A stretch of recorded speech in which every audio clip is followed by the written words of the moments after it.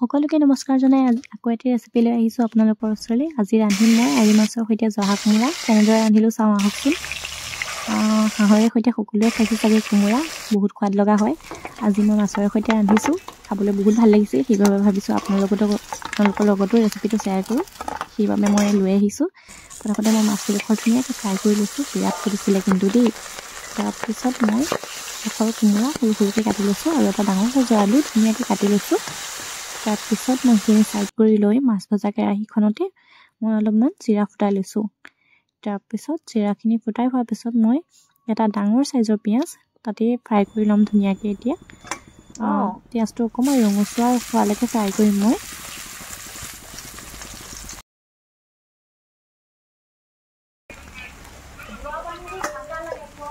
পিঁয়াজটো ভাজ খাই যোৱাৰ পিছতে মই ইয়াতে কাটি থোৱা কোমোৰা আৰু আলুখিনি দি ধুনীয়াকৈ ফ্ৰাই কৰিম। এতিয়া এইখিনি ভাজি অকণমান ভাজ খোৱাৰ পিছতে মই ইয়াত নিমখ আৰু হালধি এড কৰিম। নিমখ হালধি দিও মই অলপ টাইম ধুনীয়াকৈ ভাজিম এইখিনি।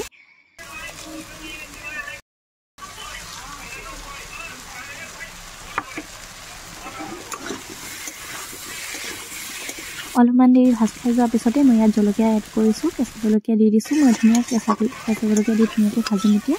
তাৰপিছতে মই ইয়াত অকণমান জিৰা গুড়ি আৰু অকণমান জলকীয়া গুড়ি এড কৰিছোঁ। জলকীয়া গুড়িত মই কাশ্মীৰী ৰেড চিলিটো ইউজ কৰিছোঁ অকণমান কালাৰৰ বাবে। এইখিনি দি মই তেতিয়া ধুনীয়াকৈ ফ্ৰাই কৰিম এতিয়া এইখিনি। তাৰপিছত এইখিনি অলপমান ফ্ৰাই হোৱাৰ পিছতে মই অলপ গৰম পানী কৰি থৈছোঁ। মই কুহুমীয়া গৰম পানী কৰিছোঁ, বেছি গৰম কৰা নাই। তাৰপিছত মই ইয়াতে গৰম পানীখিনি দি দিম। দেখিছে নহয় আলু সিজি গৈছে এতিয়া। মই ইয়াতে গৰম পানীখিনি দি দিম এতিয়া। গৰম পানীখিনি দি ভালদৰে উতলিব দিম এতিয়া এইখিনি।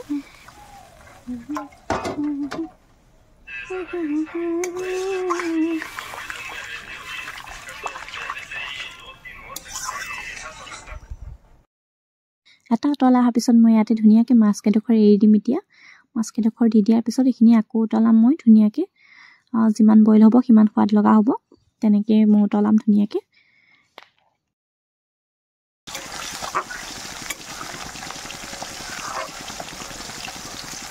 এইখিনি হ'বলৈ হৈছেহি এতিয়া। ইয়াতে মই এতিয়া কেঁচা ধনিয়া পাত কাটি দিম ধুনীয়াকৈ। কেঁচা ধনিয়া পাতখিনি দি মই তাৰপিছত আৰু এটা উতল আহিবলৈ দিম। তাৰপিছত মই এইখিনি অফ কৰি দিম। খাবলৈ বহুত সোৱাদ লগা হৈছিল। আপোনালোকে ৰান্ধিবচোন কেতিয়াবা। আৰু ৰেচিপিবিলাক চাই যদি ভাল লাগে ভিডিঅ'টো লাইক, কমেণ্ট আৰু শ্বেয়াৰ কৰি দিব, আৰু পাৰিলে ছাবস্ক্ৰাইবো কৰি দিব। আজিলৈ আহিছোঁ, ধন্যবাদ।